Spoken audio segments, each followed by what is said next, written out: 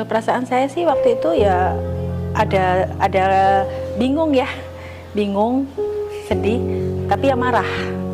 Jadi saat itu saya memutuskan bahwa untuk apa saya melanjutkan pernikahan kalau saya tidak nyaman. Kan kalau misalnya kita was-was, masa depan kan jadi nggak jelas, kita jadi menggerogoti kesehatan. Karena dari beberapa kejadian saya pernah kejadian saya sampai pingsan, lalu penyempitan pembuluh darah. Nah, saya harus menyembuhkan sampai 3 bulan itu. Nah, di saat saya sudah sehat, terjadi lagi perselingkuhan itu, akhirnya saya memutuskan ya sudahlah, selesai di sini. Memang saya bingung, saya ketakutan, tapi saya berpikir saya harus sehat untuk anak-anak. Jadi saya memutuskan itu. Perasaan dari awal itu saya memutuskan memang awalnya berat. Tetapi kalau saya tidak mengambil keputusan untuk berpisah dengan suami, saya malah lebih berat. Karena membuat luka anak saya dan saya semakin terpuruk.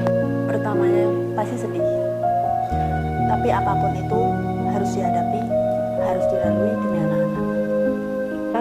Sedih sih, tapi karena saya harus berjuang untuk anak-anak saya ya, mau tidak mau harus saya lakukan. Tantangannya itu sangat berat, karena kita berdiri ibarat satu pijak kaki. Tetapi saya tetap berusaha untuk membahagiakan anak saya. Tantangannya ya pertama tuh berat, terus terang masalah ekonomi ya. Walaupun awalnya memang dia masih mensuplai, tapi lama-lama suplai itu berkurang dan akhirnya berhenti. Jadi saya harus memulai kehidupan dari nol, dan saya harus juga menekankan kepada anak-anak bahwa kami sudah tidak seperti dulu. Memang anak-anak jet lag, tapi ya tantangan saya saat itu yang berat memang mendampingi anak-anak. Karena saya harus bekerja, tapi juga harus mendampingi anak-anak di mana mereka mengalami masa di mana galau.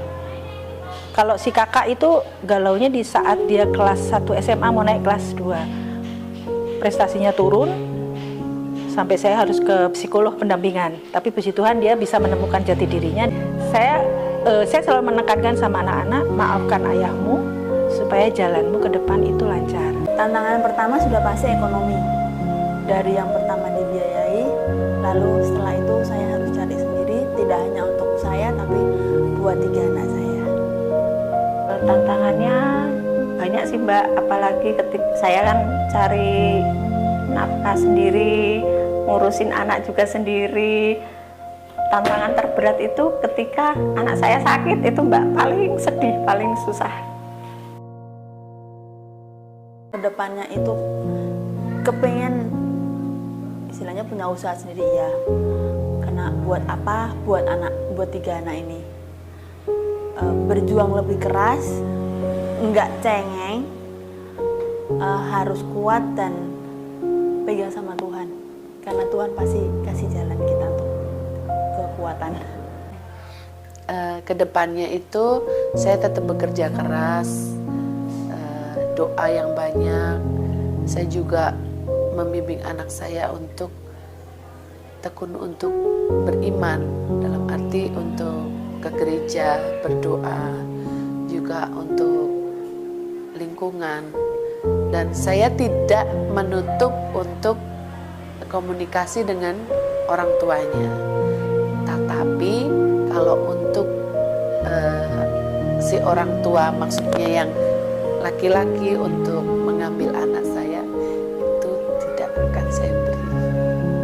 Yang saya harus lakukan ya saya harus tetap sehat, tetap mandiri, dan memang orang bilang saya itu galak. Orang bilang saya itu hitungan. Saya bukan hitungan. Saya hanya fokus skala prioritas. Bahwa saya punya prioritas masa depan anak-anak. Ini titipan Tuhan. Anak buat saya bukan investasi, tapi titipan Tuhan. Jadi saya harus tanggung jawab dengan masa depan dia, dengan kesehatan dia. Kalau dia sudah jadi orang ya itu hak dia. tidak perlu dia membalas ke saya, tapi saya punya kewajiban merawat dia, memberikan pendidikan yang baik, karena dia tidak minta dilahirkan toh. Justru dia lahir itu kan karena saya, jadi saya ya harus tanggung jawab itu. Jadi intinya ya itu, saya harus jaga kesehatan, saya harus fokus bahwa anak-anak harus meraih yang terbaik. Saya tetap harus kerja untuk berjuang untuk anak-anak saya, supaya nanti anak-anak saya bisa sukses hidupnya, tidak seperti saya. Itu aja, Mbak. Ya.